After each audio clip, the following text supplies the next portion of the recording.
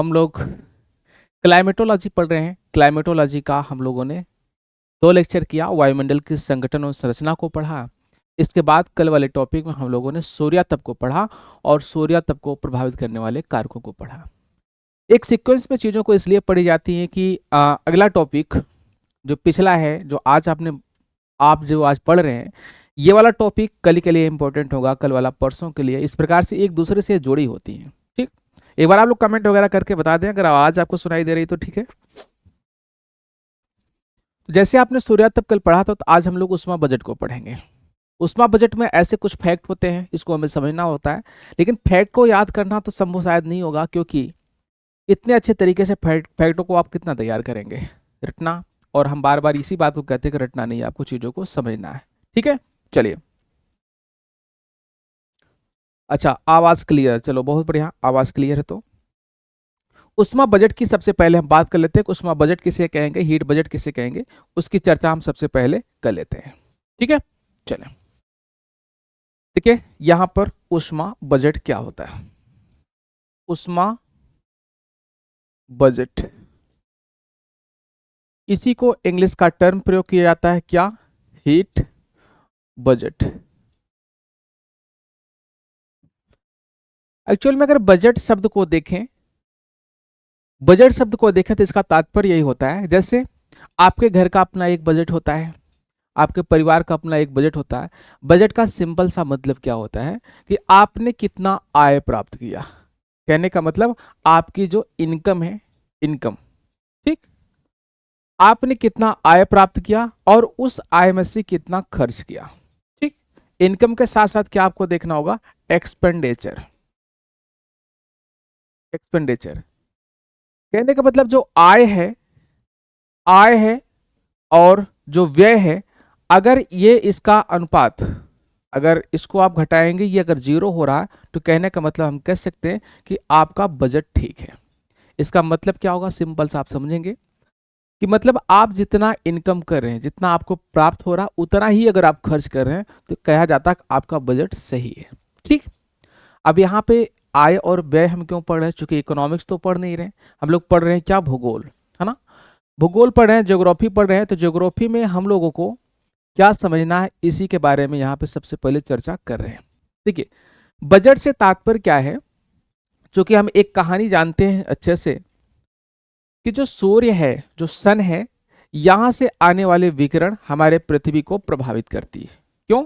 क्योंकि हमारे ऊर्जा का सबसे बड़ा स्रोत सूर्य ही, यानी यहां से जो मिलने वाली ऊर्जा है, इसका 99.99% भाग हमारे पृथ्वी को प्राप्त होता है। मतलब हमारे पृथ्वी पर ऊर्जा का जो भी स्रोत है, सबसे प्रमुख स्रोत ऊर्जा का, उष्मा का, प्रकाश का सूर्य है। ठीक, यहां से जो विकिरण आती है, अब यहां से जब विकिरण आने की हम बात करें तो आप सिंपल सी बात समझिएगा, जो 1/2 अरबवां भाग हम उसी की बात कर रहे हैं। ठीक, यानी पृथ्वी का जो वायुमंडल है, मान ले रहे ये वायुमंडल है, वायुमंडल में प्रवेश करने से पहले अगर हम इसको मानते हैं कि 100 यूनिट है, तो आप जानते हैं ये जो 100 यूनिट है, धरातल तक 100 यूनिट न पहुंचकर कितना पहुंचती है? 51 यूनिट ही पहुंचती है, ये हम जानते हैं। अब जब हम उष्मा बजट की बात करें, पृथ्वी का यह गुण है, यह न तो उष्मा का संचय करता है और न ही तो उष्मा का यह ह्रास करती है। ठीक है, तब क्या करेगी? कहने का मतलब उष्मा को यह अपने पास इकट्ठा भी नहीं कर रही है, न तो इसको अनावश्यक खर्च भी कर रही। कहने का मतलब क्या करता है? यह जितना ऊर्जा प्राप्त करती है, एक निश्चित समय के बाद वह अंतरिक्ष को वापस भेज देती है। इसी बैलेंसिंग थ्योरी को, इसी आनुपातिक थ्योरी को हम क्या कहते हैं? उष्मा बजट कहते हैं। आई होप बातें आप समझ पाए होंगे। अगर आप नहीं समझ पाए हैं तो एक बार आप कमेंट करके जरूर पूछ सकते हैं कि ये चीजें आप समझ पाए कि नहीं। ठीक है, चलें।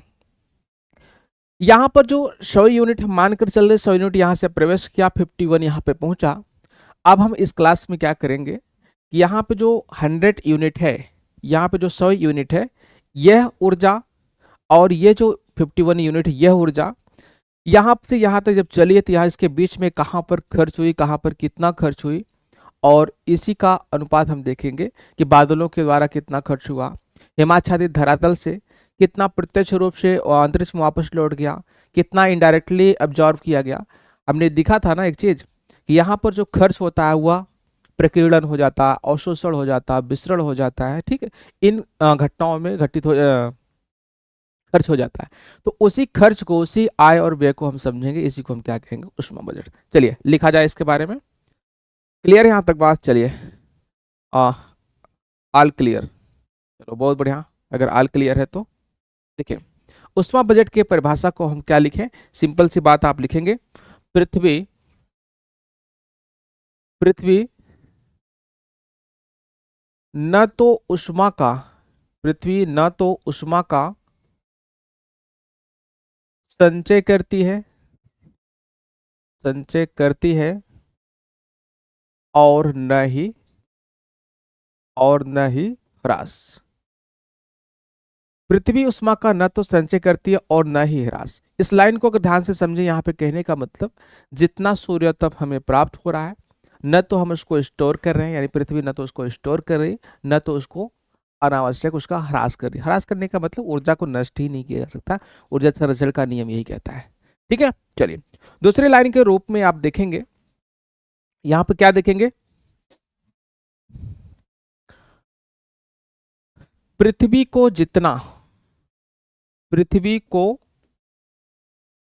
जितना सूर्यातप पृथ्वी को जितना सूर्यातप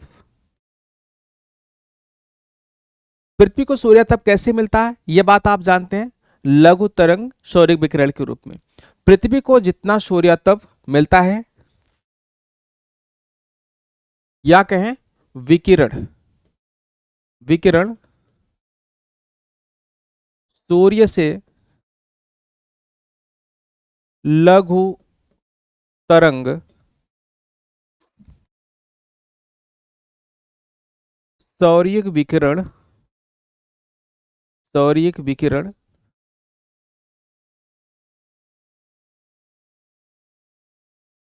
के रूप में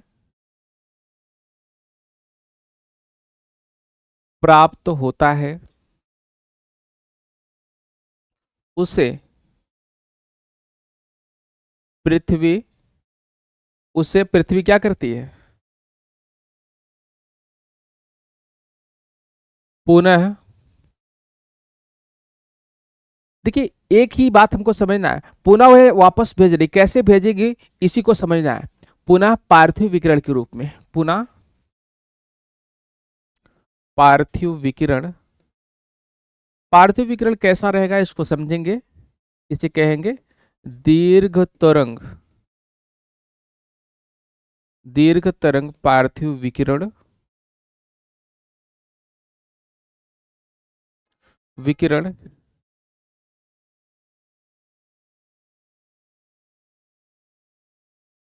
के रूप में वापस कर देती है।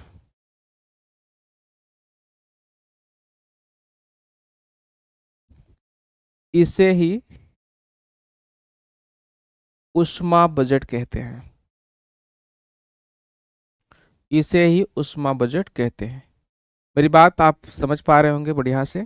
यहाँ पे सिंपल सी लाइन यहाँ पे कही जा रही है, कहने का मतलब पृथ्वी को जितना सूर्य तप मिल रहा है ना, पृथ्वी को जितना सूर्य तप प्राप्त हो रहा है, कैसे प्राप्त हो रहा? लघु तरंग सौरिक विकिरण के रूप में प्राप्त हो रहा है। जितना वो प्राप्त हो रहा है, पुनः उसे वापस कर दे रही है अंतरिक्ष को। कैसे वापस कर रही है? दीर्घ तरंग पार्थिव विकिरण के रूप में वापस कर देती है। इसी घटना को हम क्या कहते हैं? ऊष्मा बजट यानी हीट बजट के रूप में हम जानते हैं। ठीक है, इतनी बात आप सब समझ पाए होंगे, तो ध्यान से समझें कि यहाँ पर जो हम बताने चल रहे हैं। अब कितनी मात्रा में आ रही, कहाँ कहाँ पर खर्च हो रहा है, इसी चीज को हमें समझना होता है। तो ध्यान से समझेंगे, पृथ्वी का एक सूर्य का एक नेचर होता है, ठीक, देखिए, या हम कहें विकिरण का एक नेचर होता है, इसको समझें। विकिरण किससे ज्यादा होगा? एक फार्मूला आप याद रखिएगा हमेशा, हॉटर्न बॉडी शॉर्टन वेवलेंथ। कभी आपसे पूछा जाए किस पदार्थ का तरंग दैर्ध्य ज्यादा होगा, तो इस फार्मूला को आप याद रखेंगे।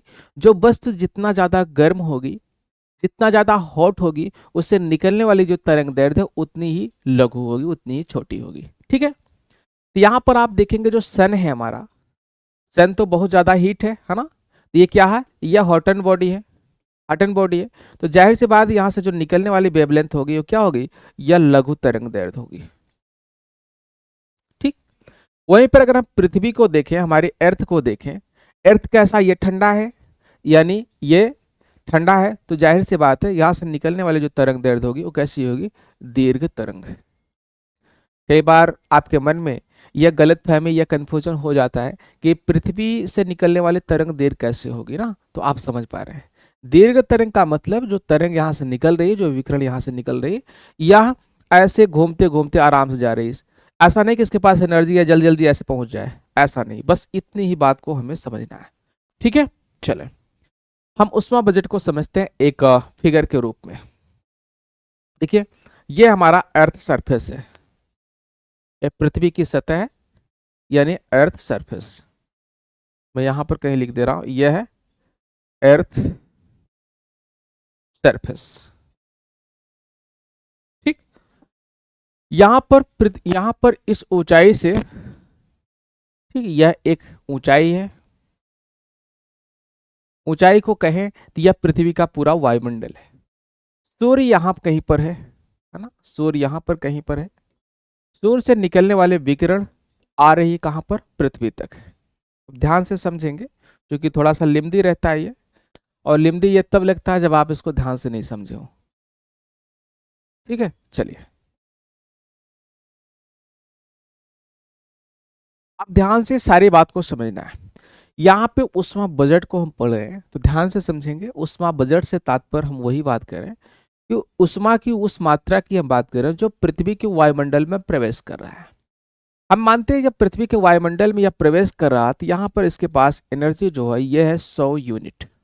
ठीक, और नियम के अनुसार हम जानते हैं जो 100 यूनिट उष्मा है पृथ्वी तक पहुंचते पहुंचते यह कितना पहुंचते, 51 यानी 51 ही पहुंचती है।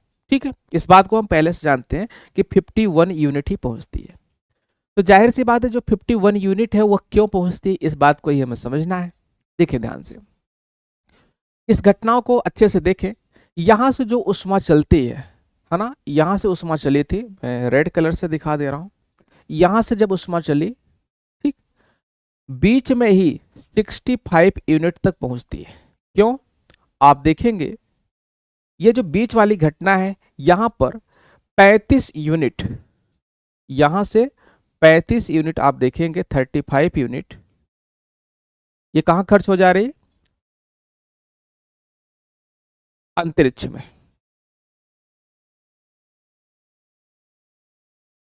अंतरिक्ष में, अब इस सबको हम लिखेंगे। मेरी बात को ध्यान से समझते चलेंगे, एक भी पॉइंट आप मिस करेंगे तो कनेक्ट नहीं कर पाएंगे चीजों को।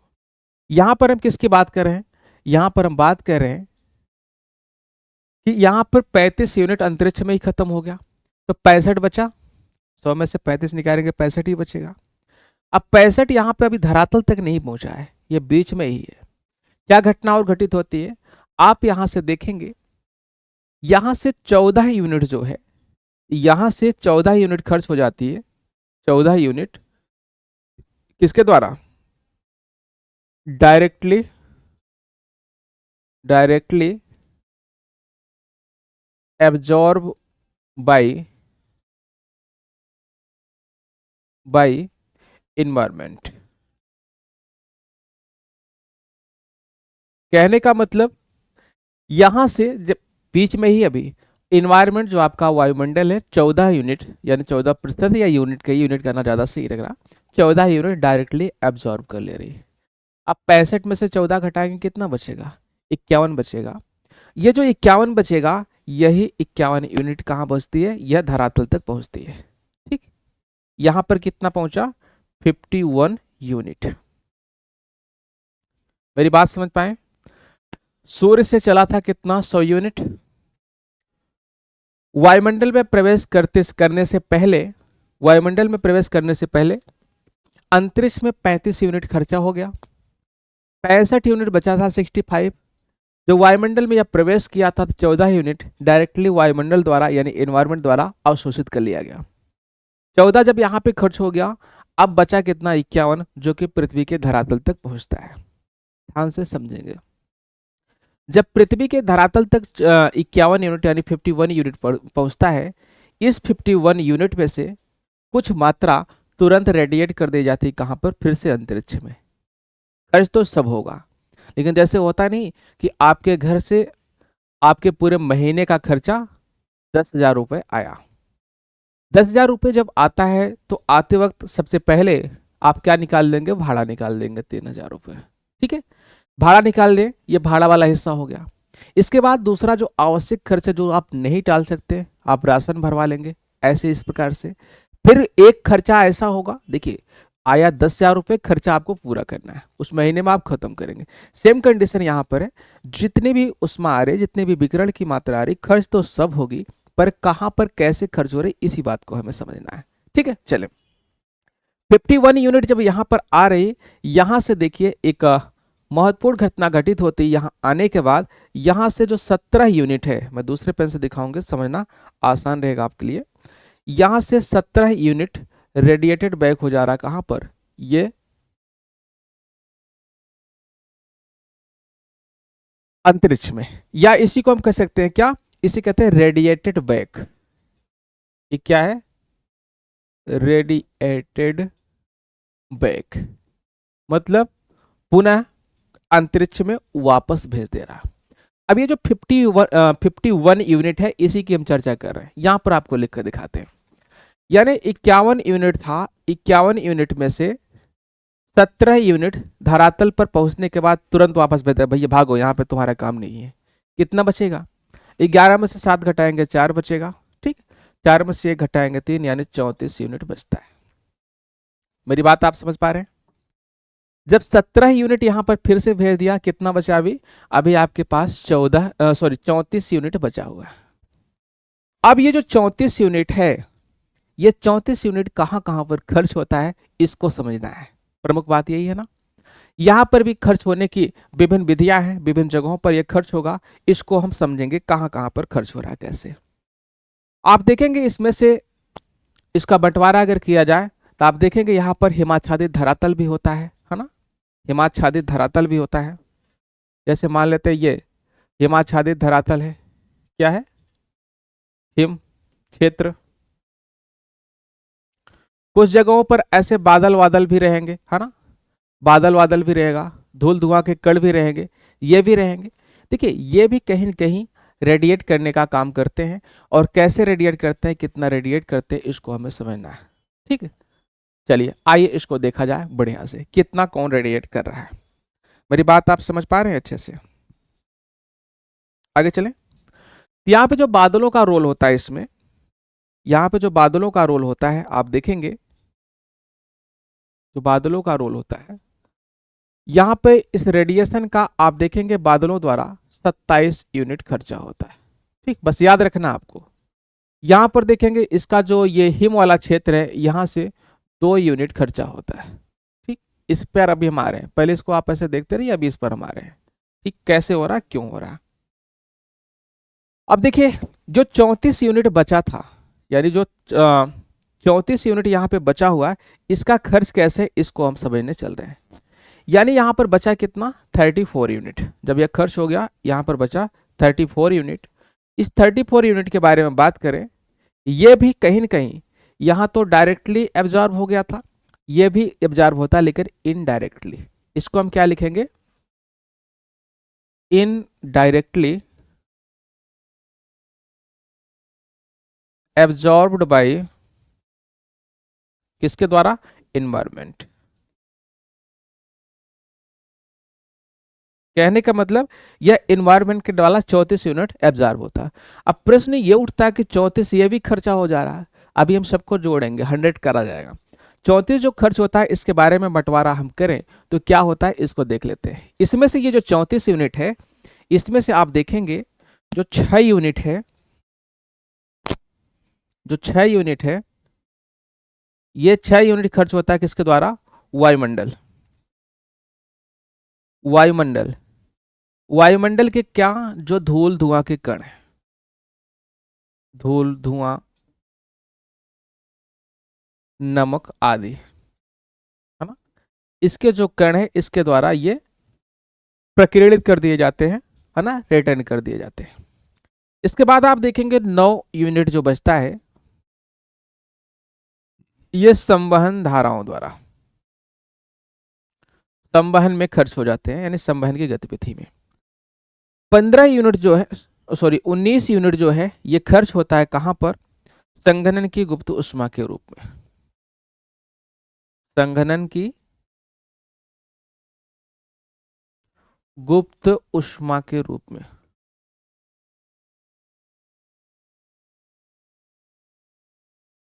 संघनन की गुप्त ऊष्मा के रूप में, ध्यान से समझेंगे। आप इसको जोड़ेंगे 6, 9 और 19, तो टोटल कितना मिलेगा? आप इसको जोड़ेंगे तो आपको मिलेगा क्या? ये 34 यूनिट हो रहा है। मेरी बात आप अब समझ पाए होंगे। यहाँ पर सिंपल सी बात, ऐसे किसी को ये पेज दे दें तो समझना मुश्किल होगा उसके लिए, लेकिन हम बता रहे हैं कैसे खर्च हो रहा है, ध्यान से एक बार फिर से समझ लीजिए। 100 यूनिट सूर्यातप यानी सौरिक विकिरण यहाँ से चलना प्रारंभ हुआ। 35 यूनिट अंतरिक्ष में वायुमंडल में पहुंचने से पहले ये रेडिएट हो गया। बचा कितना? 65। 65 वायुमंडल में प्रवेश किया। प्रवेश करते ही 14 यूनिट जो पूरा इन्वायरमेंट है इसके द्वारा डायरेक्टली एब्जॉर्ब कर लिया गया। ठीक। 51 धरातल तक पहुंचा, यानी पृथ्वी की सतह तक पहुंचा। पृथ्वी की सतह पर जैसे 51 पहुंच रहा है, यहां से 17 यूनिट अंतरिक्ष की तरफ इससे वापस भेज दिया गया। जैसे होता नहीं, आप टार्च की लाइट किसी शीशे पर जलाइए, उस पर पड़ेगा, तुरंत वापस करेगा, सेम कंडीशन। धरातल पर पहुंचने के बाद 17 यूनिट वापस गई। 17 जब वापस कर दिया तो आपके पास बचा कितना? 34। जो 34 यूनिट है, इस 34 यूनिट को आप देखेंगे, इस 34 यूनिट में 6 यूनिट वायुमंडल के धूल धुआं के द्वारा, ठीक, 9 यूनिट संवहन में और 19 संग्रहण में गुप्त ऊष्मा के रूप में यह खर्च हो जाता है। ठीक है, उम्मीद करते हैं इतनी बात आप समझ पा रहे होंगे अच्छे से। समझ गए हो तो आगे बढ़ा जाए, इसको लिखा जाए। देखिए, कुल कितना आया था? कुल आपको मिला था कितना? 100 यूनिट मिला था। अंतरिक्ष में कितना खर्च हुआ? ये कुल है। अंतरिक्ष में कितना खर्च हुआ? अंतरिक्ष में खर्च हुआ था कितना? 35 यूनिट हुआ था। डायरेक्टली डायरेक्टली इन्वायरमेंट के द्वारा जो खर्च हुआ था, ये कितना हुआ था? इसकी मात्रा अगर आपको याद होगी कितना हुआ?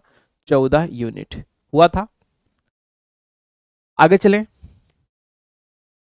जो रेडिएटेड बैग था, रेडिएटेड बैग यानी अंतरिक्ष सतह के द्वारा, ये कितना था? ये था आपका 17 यूनिट। ठीक। इनडायरेक्टली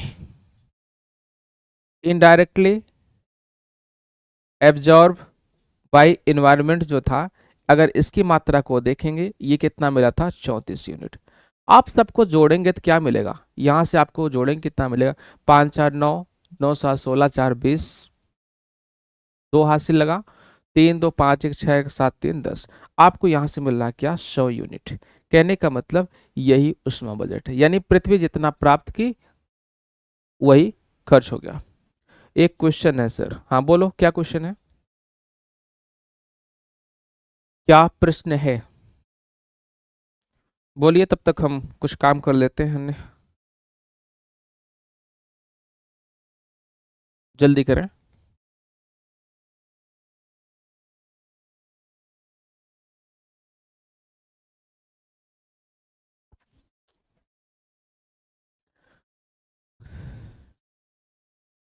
आप में से कोई कह रहे हैं गुप्त ऊष्मा में 9 यूनिट।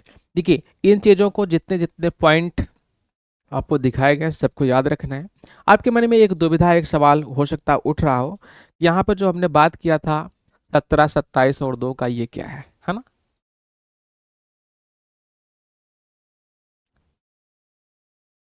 ये क्या है, इसको आप समझ पा रहे होंगे, घबराए नहीं। यहाँ पे देखिए, संघनन की गुप्त ऊष्मा में ये इसमें बादल भी आ जाते हैं, सम्मिलित रूप से देखेंगे आपको इतना ही मिलेगा। 27 और 2 जो है इसी के हिस्से होते हैं। ठीक, बहुत डीप में नहीं जाना है यहाँ पे। आगे चलें, आपके सवाल हो गए हो तो आगे चलें। आगे हम पढ़ते हैं किसको? तापमान को।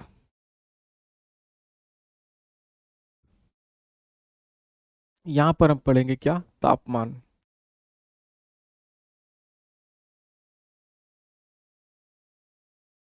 भैया ये तापमान क्या होता है, टेम्परेचर क्या होता है, इसको समझें। ये टेम्परेचर क्या होता है यानी तापमान क्या है।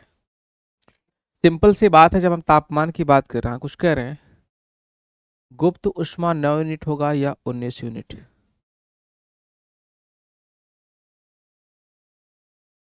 19 यूनिट तो है, ठीक है। नव संवहन में होगा, है ना। संवहन अलग है, गुप्त ऊष्मा अलग है, लेटेंट हीट अलग है। हालांकि दोनों साइंस के रूप में देखेंगे, एक दूसरे से जुड़े हुए आपको नजर आएंगे। जोड़ लीजिए ना, 9 6 19 कितना, 34 होगा। चले आगे।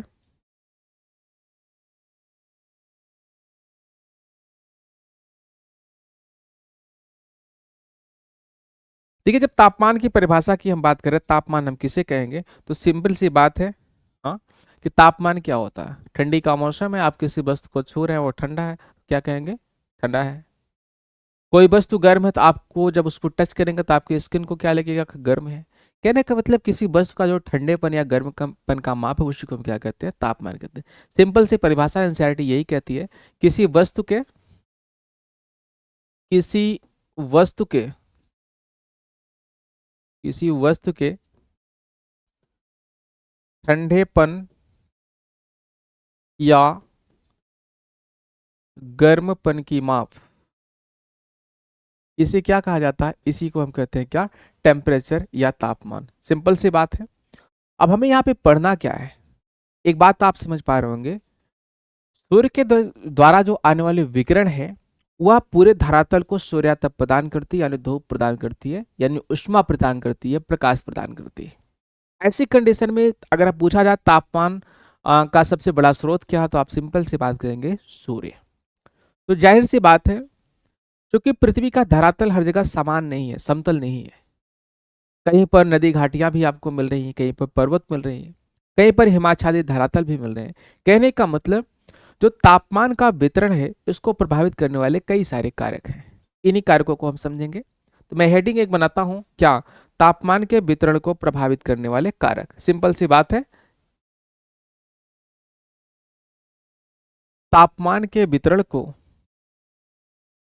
तापमान के वितरण को प्रभावित करने वाले कारक।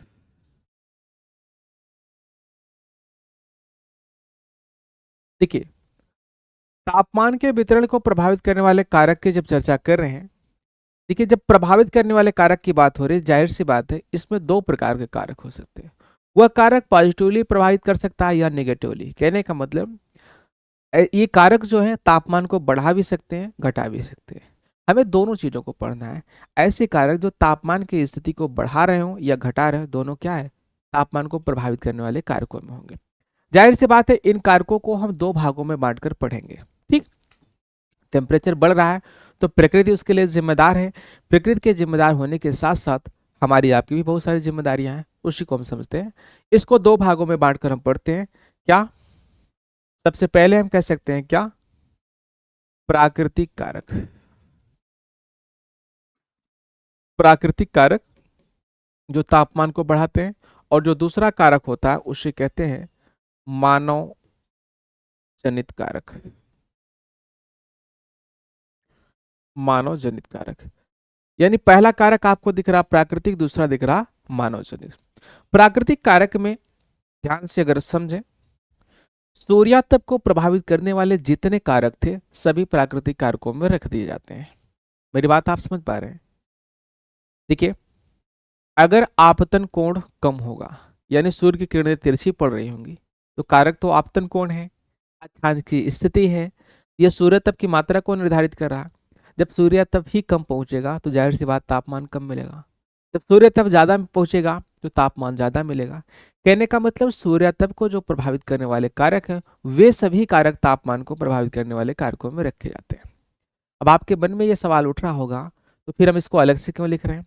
अलग से इसलिए लिख रहे हैं, क्योंकि कुछ अन्य कारक भी हैं जो तापमान को प्रभावित करते हैं। ठीक है, चलिए, तो उसको लिखा जाए। सबसे पहले क्या लिखेंगे हम यहाँ पे लिख रहे हैं क्या, अक्षांश अक्षांश की स्थिति, या हम इसी को कहते हैं क्या, आपतन कोण, आपतन कोण कहते हैं, अक्षांश की स्थिति या आपतन कोण कहते हैं। ठीक, या इसी को हम कहते हैं सूर्य की किरणों का झुकाव। मैं यहीं पे लिख भी दे रहा हूं, किरणों का झुकाव। जाहिर सी बात है यही कारक था किसके लिए, सूर्यातप के लिए। जो दूसरा प्रमुख कारक होता है उसे हम क्या कहते हैं, वायुमंडल की पारदर्शिता, वायुमंडल की पारदर्शिता। वायुमंडल की पारदर्शिता के साथ साथ आप एक चीज आप समझेंगे, इसका मतलब किसकी बात हो रही, वायुमंडल के संगठन की बात हो रही है। ठीक, या हम लिखें वायुमंडल का संगठन।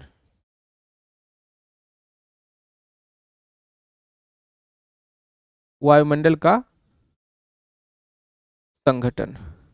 ठीक, जो तीसरा पॉइंट है उसके रूप में हम क्या लिख सकते हैं, हम जानते हैं कि अगर दिन की अवधि ज्यादा है यानी दिन बड़ा है तो सूर्य तप ज्यादा मिलेगा, तो तापमान भी ज्यादा मिलेगा। मैं यहां पे लिख दे रहा हूं दिन की अवधि,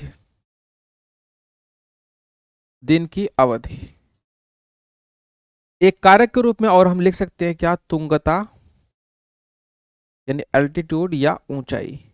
अगर आपको याद होगा ये सभी कारक क्या हैं, ये सभी कारक आप देख रहे हैं सूर्यातप को प्रभावित करने वाले कारकों की ही श्रेणी में रखे जाते हैं। ठीक है, इसके अलावा देखेंगे प्राकृतिक कारकों में कुछ और कारक होते हैं, मैं यहाँ पे आगे नोट कर रहा हूँ, मेंशन कर रहा हूँ, इसको आप ध्यान से समझें। क्या है, समुद्र तट से दूरी,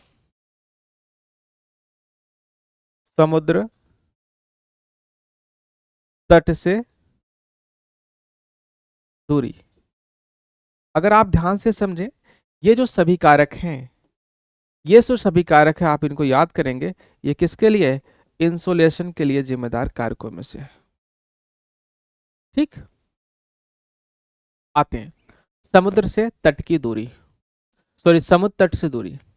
आपने ये पढ़ा होगा, ये महसूस किया होगा, जो सागरीय क्षेत्र के आसपास की जगह है यानी समुद्र तटीय क्षेत्र है, वहां पे तापमान हमेशा सम रहता है, न तो ज्यादा गर्मी होती न तो ज्यादा ठंडी होती। उदाहरण के रूप में आप मुंबई को देख सकते हैं।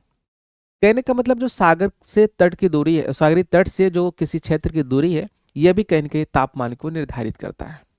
तो यह तापमान को प्रभावित करने वाले कारकों में से एक कारक है। अगले कारक की हम बात करें, क्या होगा, पृथ्वी की सतह का स्वरूप कैसा है। अगर ऊंचाई वाला क्षेत्र है यानी पहाड़ी क्षेत्र है तो तापमान कब मिलेगा, निचला क्षेत्र है तब भी कब मिल सकता है, मैदानी क्षेत्र है तो ज्यादा मिलेगा। तो यहां पे कह सकते हैं पृथ्वी के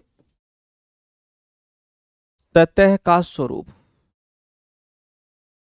कैसा स्वरूप है पृथ्वी के सतह का, यह भी तापमान के वितरण को निर्धारित करने का काम करता है। ठीक है, इसके अलावा ज्वालामुखी उद्गार, ज्वालामुखी उद्गार, जिन क्षेत्रों में ज्वालामुखी का उद्गार होगा वहां पे तापमान ऑलरेडी बढ़ जाएगा। क्यों, क्योंकि तप्त गैसें निकलती है, वहां पे लावा निकलती है, इसके कारण से तापमान तो बढ़ना ही बढ़ना है। ठीक है, अगले पॉइंट के रूप में हम लिखें, क्या लिखेंगे, अगला पॉइंट क्या कह रहा, कह सकते हैं कि ओजोन परत की मोटाई,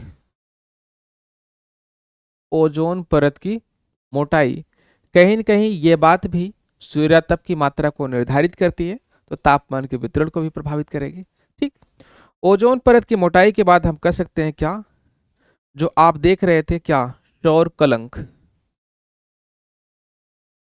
ये क्या है, या इसी को कहते हैं क्या, सौर धब्बे। फिर से वही सौर सक्रियता, क्या कह सकते हैं, सौर सक्रियता। अगला पॉइंट, पृथ्वी और सूर्य के मध्य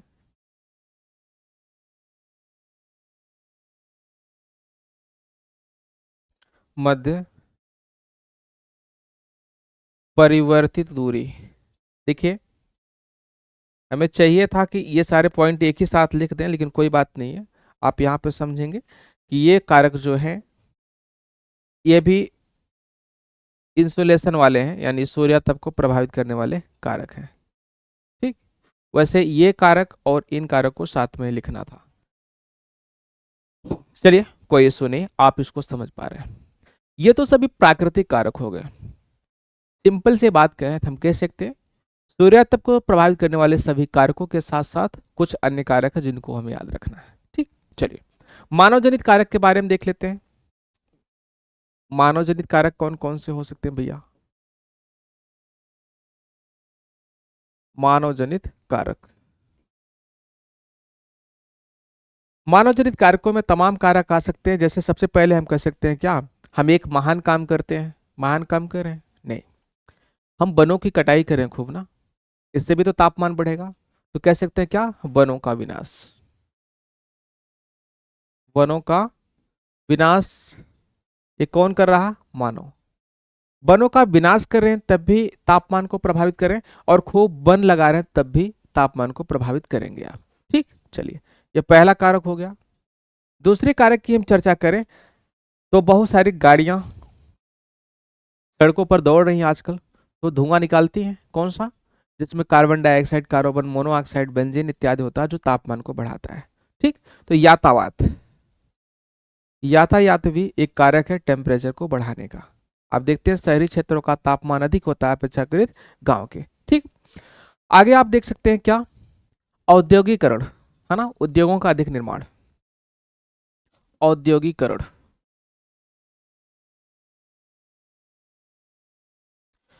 तमाम प्रकार के बम बनाते हैं हम क्या, हाइड्रोजन बम, हाइड्रोजन या अन्य बम का परीक्षण, अन्य बमों का परीक्षण।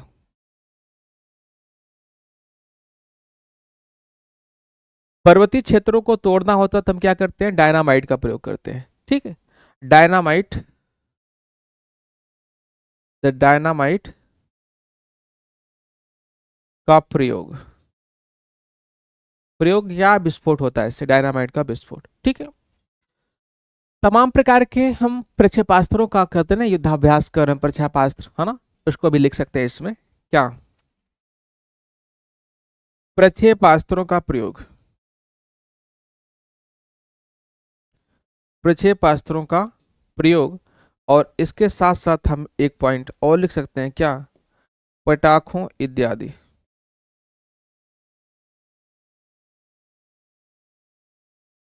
आदि का प्रयोग। ये सब छोटे मोटे कारक है जो कि तापमान को बढ़ाने का काम करते हैं। ये मानव जनित कारक है, इसमें प्रकृति का कोई योगदान नहीं है, योगदान हमारा आपका है। ठीक है, इतनी बात को आप अच्छे से समझ पा रहे हैं तो आगे चला जाए। अब हम पढ़ते हैं क्या, तापमान के वितरण को, है ना। तापमान के वितरण को पढ़ेंगे, दो प्रकार से वितरण इसको हम देखेंगे। सबसे पहले जो कि हमें प्रमुख रूप से देखना होता है क्या, क्षैतिज वितरण,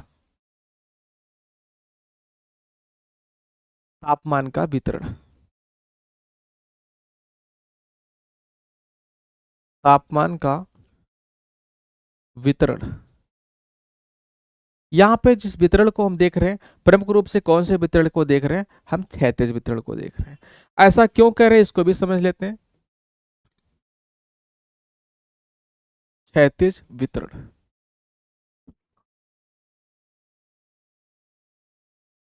ध्यान से समझेंगे सारी बातों को। यहाँ पे हम तापमान के जो वितरण की बात कर रहे हैं, अच्छे से समझें। 2 महीने हैं, एक महीने का नाम है जनवरी और दूसरे महीने का नाम है जुलाई। इन 2 महीनों के तापमान का अध्ययन करके हम समताप रेखाओं का निर्माण करते हैं, समताप रेखाओं की कल्पना करते हैं, और इन समताप रेखाओं के अध्ययन के द्वारा पूरे विश्व के तापमान को हम समझ सकते हैं, कैलकुलेट कर सकते हैं। ये आदर्श स्थिति होती है। क्यों होती है इसके बारे में हम बात करने से पहले इसको हम ये समझ लेते हैं कि तापमान के वितरण को जनवरी और जुलाई का महीना ही क्यों लेते हैं। एक प्रमुख कारक है, इसको आप समझें, एक प्रमुख कारक है जो टेम्परेचर के बढ़ने की दर। आप जानते हैं जो जलीय क्षेत्र है और स्थलीय क्षेत्र है, स्थलीय और जलीय क्षेत्रों में तापमान को अवशोषित करने की क्षमता अलग अलग होती है। जैसे उदाहरण के स्वरूप में देखें आप, यह स्थलीय भाग है और यहां पर आप देखें यह जलीय भाग है ना, यह जलीय क्षेत्र है। आप देखेंगे इस स्थलीय और जलीय क्षेत्रों में समान मात्रा में सूर्यातप मिल रही हो, है ना। यहाँ पे जो सूर्यातप की मात्रा है जितनी यहाँ पर पड़ रही उतनी ही यहाँ पर भी पड़ रही है, लेकिन आप कंडीशन क्या देखेंगे, स्थलीय भाग जल्दी से गर्म हो जाएगा, ठीक, जल्दी से गर्म होगा और ठंडा भी जल्दी से हो जाएगा। वही सागरीय क्षेत्र जो है यह धीरे धीरे गर्म होगा और गर्म होने में ज़्यादा समय लगेगा, और उसी प्रकार से जब इसको ठंडा होने की बारी आएगी ठंडा होने में भी ज़्यादा समय लेता है। क्यों? क्यों? इसका नेचर होता है, इसकी संरचना ऐसी, इसके जिस मटेरियल से ये बने इनके संगठन ऐसे होते हैं, इस कारण से ऐसा होता है। तो दो बातें हमें समझनी होती है, अधिकतम तापमान वाला समय कब होता है और न्यूनतम तापमान वाला समय क्या कब होता है। जब अधिकतम और न्यूनतम तापमान वाले समय को हम जान पाए तो दोनों को मिलाकर एक रेखा खींचते हैं जिसे हम कहते हैं क्या, समताप रेखाएं। और इन्हीं समताप रेखाओं के आधार पर पूरे विश्व को कहीं न कहीं किसी न किसी हिस्से पर रखा जाता है। मेरी बात आप समझ पाए होंगे। चलिए, समझ पाए हैं तो इस बात को हम थोड़ा सा नोट डाउन कर लेते हैं। यहां पे क्या कह रहे हैं,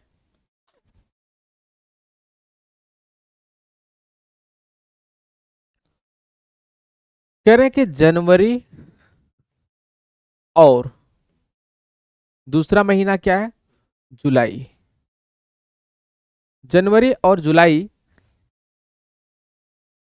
महीने के तापमान का, महीने के तापमान का अध्ययन करके,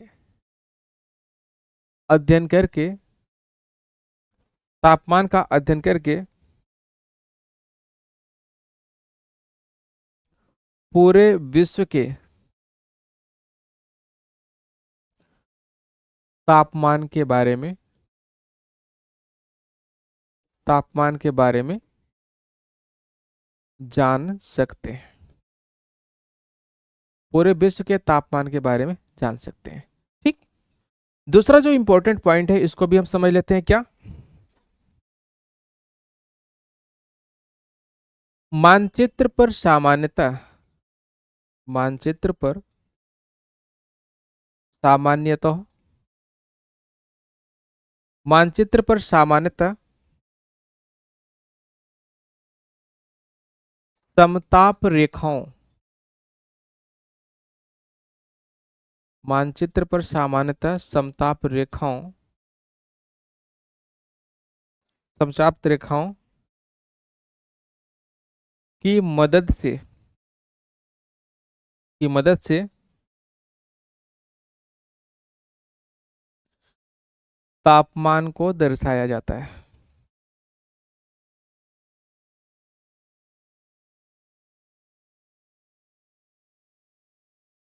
चलिए, यहाँ पे कहा जा रहा है मानचित्र पर सामान्यतः तापमान को जो दर्शाना है तो समताप रेखाओं की मदद से दर्शाते हैं। अब बात आती है कि समताप रेखाएं क्या है, इसको भी समझ लेते हैं। यहाँ पे लिख दे रहे हैं, समान तापमान वाले, समान तापमान वाले स्थानों को, समान तापमान वाले स्थानों को मिलाने वाली रेखा, समान तापमान वाले स्थानों को मिलाने वाली रेखा को, रेखाओं को समताप रेखाएं कहते हैं, समताप रेखाएं कहते हैं। समान तापमान वाले स्थानों को जो मिलाने वाली रेखा होगी उसको समताप रेखाएं कहते हैं, या इसी को हम कहते हैं क्या, आइसोथर्म। क्या कहते हैं, यही है आपका आइसोथर्म। ठीक, आइसोथर्मल लाइन याद रखेंगे, इस परिभाषा को याद रखेंगे, कभी कभी आइसोथर्म आपसे पूछा जाता है। ध्यान से समझेंगे, यहाँ पे जो आइसोथर्मल लाइन है ये कब कैलकुलेट की जाती है, जनवरी और जुलाई। अब आपके मन में सवाल आ रहा होगा कि जनवरी और जुलाई इतना महत्वपूर्ण क्यों है, कैसे, क्या रीजन है इसको करने का, है ना, इसी महीने को चुनने का। ध्यान से समझें, आइए इस पर भी हम बात कर लेते हैं। क्योंकि हम एक बात जान पा रहे होते हैं, क्या, कि एक घटना आप इससे परिचित हैं, हमारी पृथ्वी को अगर आप देखेंगे, पृथ्वी की यही संरचना है ना, ये हमारी पृथ्वी है, ठीक, ये हमारी पृथ्वी है, ये है इसकी विषुवत रेखा यानी 0 डिग्री, या इसी को कहते हैं क्या, विषुवत रेखा, विषुवत रेखा। आपको एक लाइन यहां पर मिलती है, ये होती है 23.5 डिग्री नॉर्थ, इसे हम कहते हैं कर्क रेखा, कहते हैं। एक लाइन यहां पर आपको दिखती है 23.5 डिग्री, ये साउथ में होता है, इसे कहा जाता है मकर रेखा, ठीक। कुछ बातों को हम लोगों ने पिछली कक्षा में पढ़ लिया था, क्या, कि जो हमारा सूर्य है, सूर्य की स्थिति सबसे पहले यहां पर होती है, यह कब होती है, 21 मार्च को, है ना, ये होती है 21 मार्च को। 21 मार्च को सूर्य यहां पर होता है, यहां पर दिन और रात बराबर होता है। इसके बाद यह इधर जाता है, यहां पर मार्च के बाद अप्रैल, मई और जून की स्थिति आती है।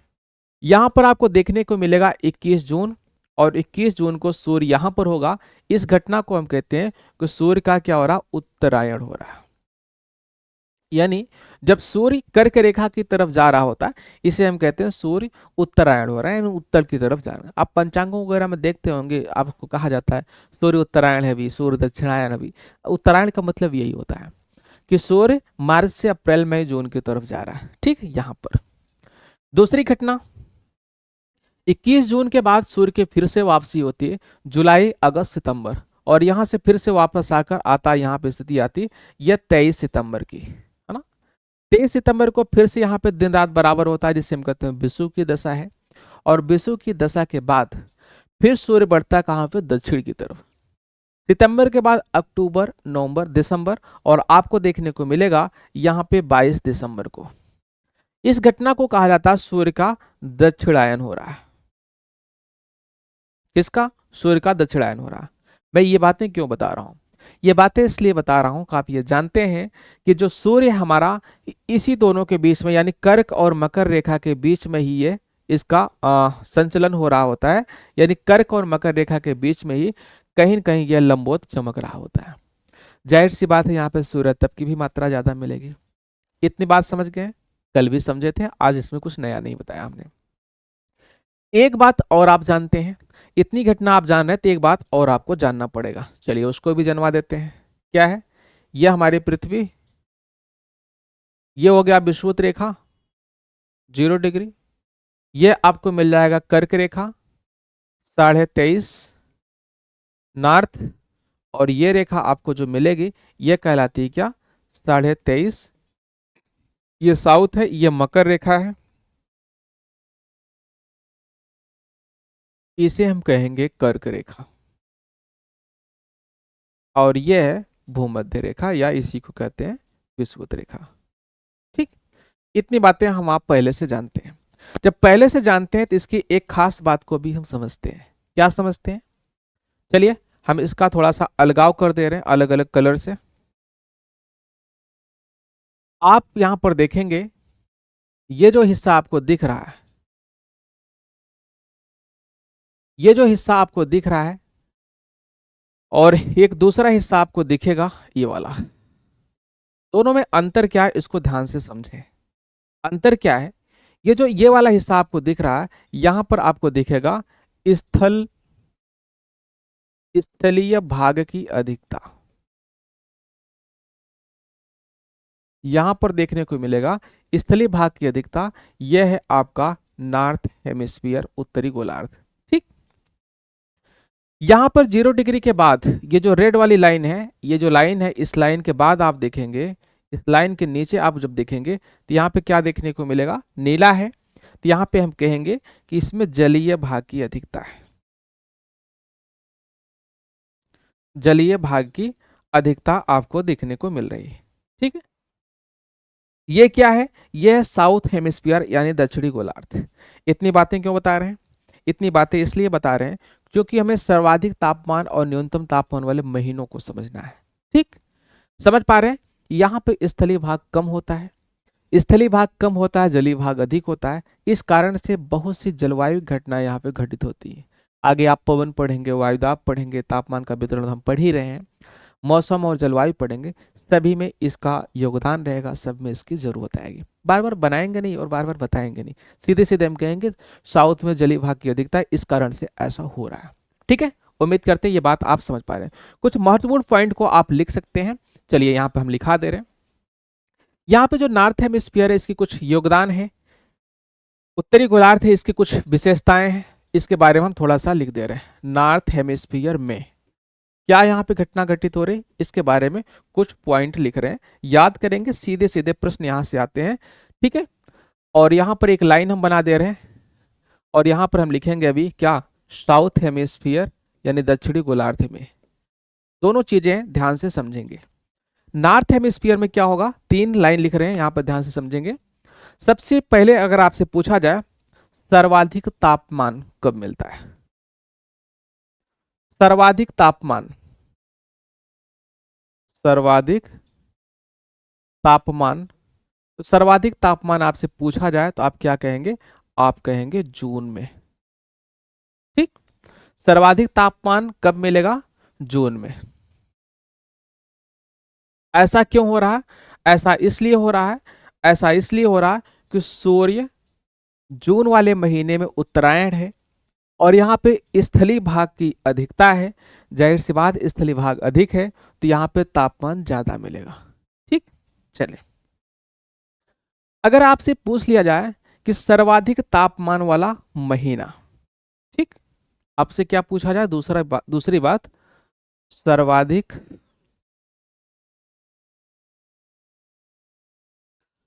तापमान वाला महीना। जब सर्वाधिक तापमान वाले महीने की बात हो रही तो आप एक तरीका अपनाइएगा, जून में तो सर्वाधिक तापमान है, हमने यहां पर बताया स्थलीय भाग की अधिकता है, लेकिन जलीय भाग भी आपको देखने को मिलते हैं। जब महीना की बात आएगी तो जून से एक कदम आगे क्या मिल जाएगा, जुलाई, यहां पर मिलेगा जुलाई। ठीक, यह स्थलीय भाग की बात हो रही। ठीक है, स्थलीय भाग की बात हो रही है, या ऐसी कंडीशन में जब सूर्य उत्तरायण है तब के लिए हम समझ रहे हैं। ठीक, आइडियल कंडीशन पर हम इसी को समझेंगे। अगर आपसे पूछा जाए महासागरीय सतह पर, मैं यहां पर लिख रहा हूं क्या, महासागरीय सतह पर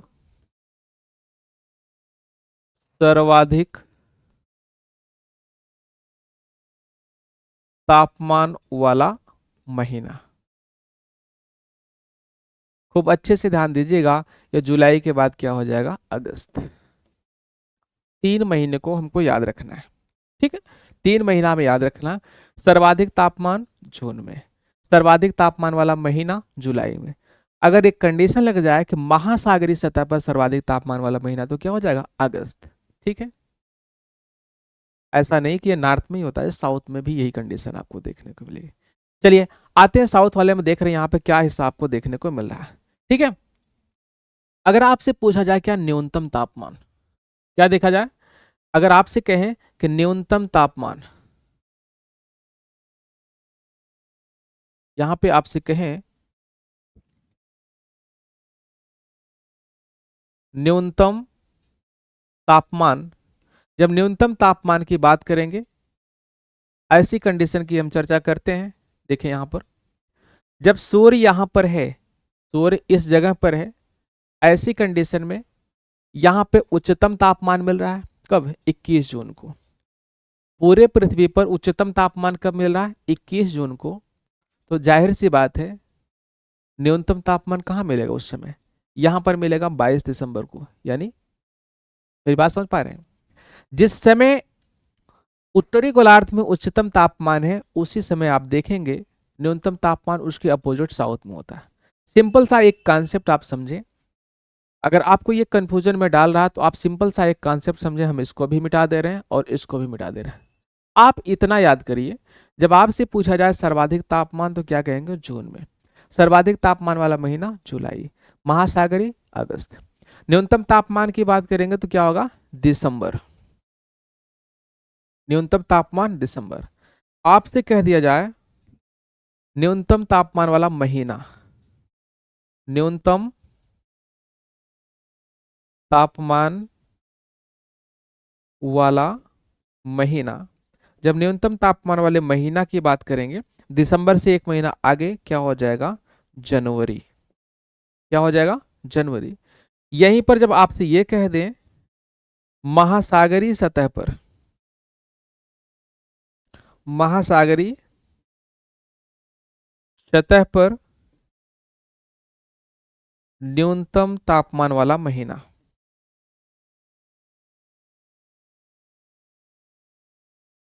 न्यूनतम तापमान वाला महीना, तो जाहिर सी बात है जनवरी के बाद क्या आता है, फरवरी आता है। तो यही सही उत्तर होगा आपका, फरवरी। मेरी बात आप समझ गए? उम्मीद करते हैं आप बढ़िया से समझ पाए होंगे। ठीक है, इस लाइन को आपको बढ़िया से स्क्रीनशॉट आउट ले लीजिएगा, फिर स्क्रीनशॉट क्या लेना, नोट्स तो आपको मिल ही रहा है। ठीक, आगे बढ़ें।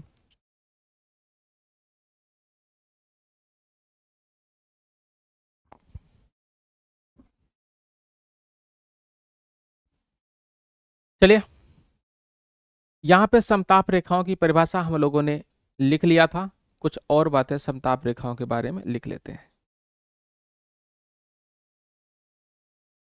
समताप रेखाओं की विशेषताएं,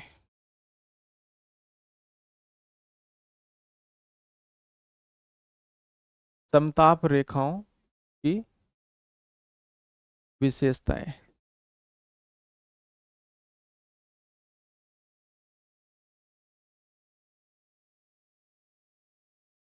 आगे चलें। हाँ, एक चीज जो मूल पॉइंट आपको बताना चाह रहे थे, इसको आप समझ गए होंगे। हमने बार बार चर्चा किया कि जनवरी और जुलाई का तापमान लिया जाता है, क्यों लिया जाता है। यहाँ पर देखेंगे, जनवरी को इसलिए लिया जाता है कि यहाँ पर जो सर्वाधिक तापमान वाला महीना है, सर्वाधिक तापमान वाला महीना आपको मिल रहा है क्या, जुलाई। क्या मिल रहा, ये सर्वाधिक तापमान वाला महीना।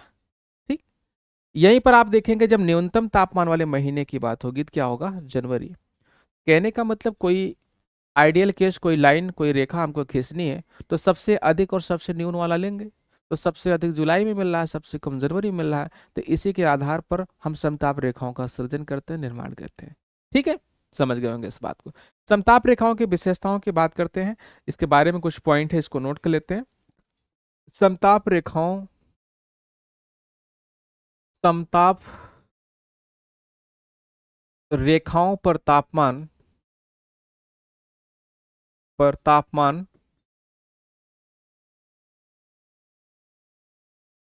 वास्तविक तापमान न लेकर, वास्तविक तापमान न लेकर माध्य समुद्र तल से, माध्य समुद्र तल का तापमान लिया जाता है, तापमान लिया जाता है। यानी जो समताप रेखाएं खींची जाती है, ऐसा नहीं कि जैसे प्रयागराज से होकर एक समताप रेखा गुजर रही है तो प्रयागराज का तापमान लिया जाएगा, ऐसा नहीं है। प्रयागराज में मीन सी लेवल के अकॉर्डिंग क्या तापमान, उसको लिया जाता है। यही कारण होता है जो कि यहाँ पे ये वास्तविक तापमान नहीं होता। इसी कारण से किसानों को बहुत फायदा इसका नहीं मिल पाता है, यानी लोकल इंडस्ट्री को इसका बहुत फायदा नहीं मिल पाता है। यह एक आइडियल केस होता है, और हमको चाहिए क्या, हमको रियली रियल यानी जेन्युइन चाहिए, जो वास्तविक पृष्ठभूमि पर देखने को मिले। ठीक है, चलिए अगले पॉइंट के रूप में बात करें। समताप रेखाएं, समताप रेखाएं पूर्व से पश्चिम खींची जाती है कि उत्तर से दक्षिण, बताएं। जाहिर सी बात है पूरब से पश्चिम रेखाएं, पूर्व से पश्चिम खींची जाती हैं। चलिए, समताप रेखाओं कैसे खींची जाती है, पूरब से पश्चिम खींची जाती है। जाहिर सी बात है, और समताप रेखाएं जब पूरब से पश्चिम खींची जाती हैं तो आप ये भी जानते हैं कि हमारे पृथ्वी पर कुछ रेखाएं काल्पनिक खींची गई इस प्रकार से। ये रेखाएं समताप रेखाएं भी हो सकती हैं, लेकिन इसी तरीके से अक्षांश रेखाएं भी खींची जाती हैं। तो जाहिर सी बात है जब अक्षांश रेखाएं भी वैसी ही खींची जाती हैं तो सबसे ज्यादा प्रभाव अक्षांश रेखाओं पर भी इसका पड़ता है। ठीक है, तो यहाँ पे लिख सकते हैं समताप रेखाएं, समताप रेखाएं अक्षांश रेखाओं से सर्वाधिक प्रभावित होती है।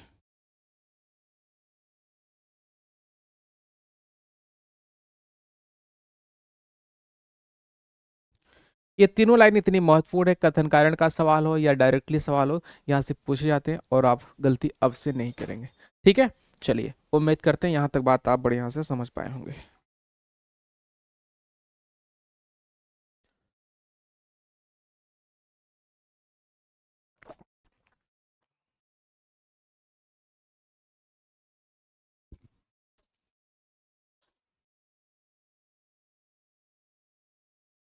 आगे चलें।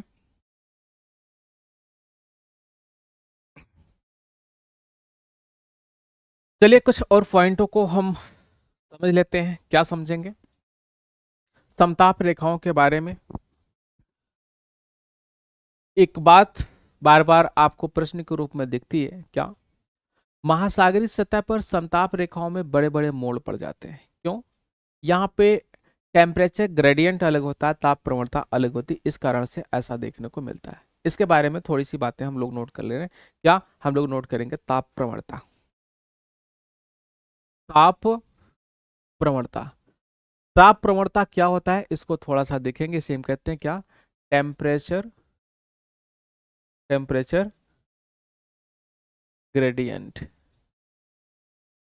ठीक, बहुत जरूरी नहीं था पर बता दे रहे हैं आपको। टेम्परेचर ग्रेडियंट किसे कहेंगे? ताप प्रवणता किसे कहेंगे? इसका मतलब क्या होता है? दूरी के साथ, सिंपल सी बात है, दूरी के साथ, दूरी के साथ तापमान में परिवर्तन। दूरी के साथ जो तापमान में परिवर्तन आपको देखने को मिलेगा इसी को कहते हैं क्या? Temperature gradient. ठीक, इससे क्या घटना घटित होती है इसको भी समझ लेना आवश्यक है। टेम्परेचर ग्रेडियंट की वजह से क्या घटना घटती है इसको भी जान लेना जरूरी है। आइए उसको जाना जाए। ठीक है, दो घटनाएं घटित होती हैं, एक हम देखेंगे नॉर्थ हेमिस्फीयर में और दूसरा देखेंगे साउथ हेमिस्फीयर में। यानी उत्तरी गोलार्ध में क्या होता है और दक्षिणी गोलार्ध में क्या होता है, इसी बात को हमें जानना है। उत्तरी गोलार्ध में चूंकि यहाँ पे स्थलखंड की अधिकता होती है, आप यहाँ पे जान चुके हैं इसके पहले, यहाँ पर क्या है? स्थलखंड की, स्थलखंड की अधिकता। चलिए, जब स्थलखंड की अधिकता है तो इससे क्या प्रभाव पड़ेगा? किस पर? समताप रेखाओं पर। ध्यान से समझे तो यहाँ पर सिंपल से एक लाइन आपको याद रखिए, क्योंकि यहाँ पे स्थलखंड की अधिकता है इसलिए समताप रेखाओं के बीच की दूरी कम होगी। क्या होगी? समताप रेखाओं के बीच की दूरी कम, के बीच की दूरी कैसी होगी? ये होगी कम। या दूसरे शब्दों में कहें कि यहाँ पे समताप रेखाएं पास पास आपको दिखेंगी। कब? उत्तरी गोलार्ध में। बात समझ गए? आगे चलें।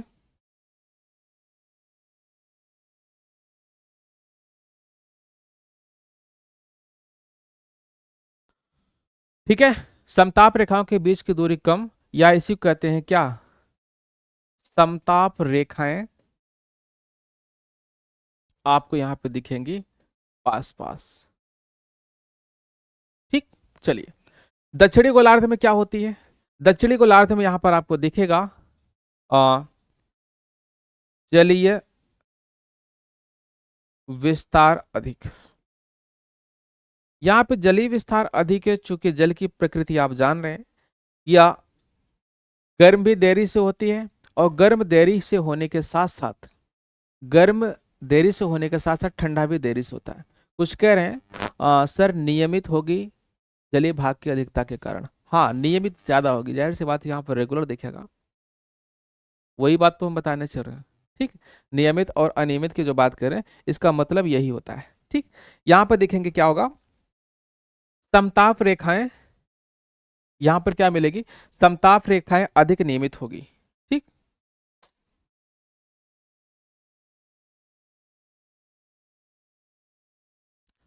समताप रेखाएं अधिक नियमित, अधिक नियमित यानी रेगुलर यहां पर आपको देखने को मिलेगी। ठीक है, यहीं पर अगर हम उत्तरी गोलार्ध की बात करें, जाहिर सी बात है, सिंपल सा कॉन्सेप्ट आप समझिएगा, यहां पर ज्यादा नियमित है तो यहां पर क्या मिल जाएगा, यहां पर आपको मिलेगा अनियमित। अनियमित का कारण क्या होता, रटना नहीं, आपको समझना है, समझिए। जैसे यहाँ पर आप देख रहे हैं, ऐसे यहाँ पर स्थलीय भाग हो गया, फिर जलीय भाग हो गया, स्थलीय भाग हो गया, तो जाहिर सी बात, स्थलीय भाग के गर्म होने के दर में अंतर होता है, जलीय भाग के गर्म होने के दर में अंतर होता है, इसी कारण से रेखाएं भी टेढ़ी मेढ़ी हो जाती हैं। जो सागरी, जैसे जलीय क्षेत्र है, जलीय क्षेत्र का ज्यादा विस्तार है, तो जाहिर सी बात है यहाँ पर रेखाएं भी लगभग सीधी आपको देखने को मिलेंगी। ठीक है, आगे चलें।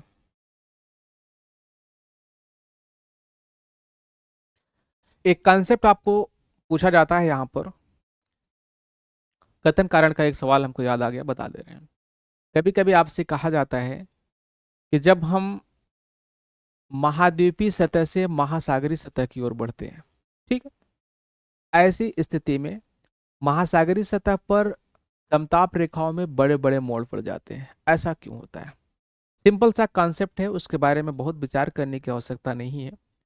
यहाँ पे कहा जा रहा है क्या, कि जब हम महाद्वीप से महासागरों की ओर, जैसे ये महाद्वीप है, यहां से जब हम महासागरों की ओर बढ़ रहे हैं, तो ऐसी कंडीशन में चूंकि हम इसकी प्रकृति को जानते हैं कि जो महाद्वीपीय सतह है और महासागरीय सतह है, इन दोनों के ऊष्मण की दर में अंतर होता है।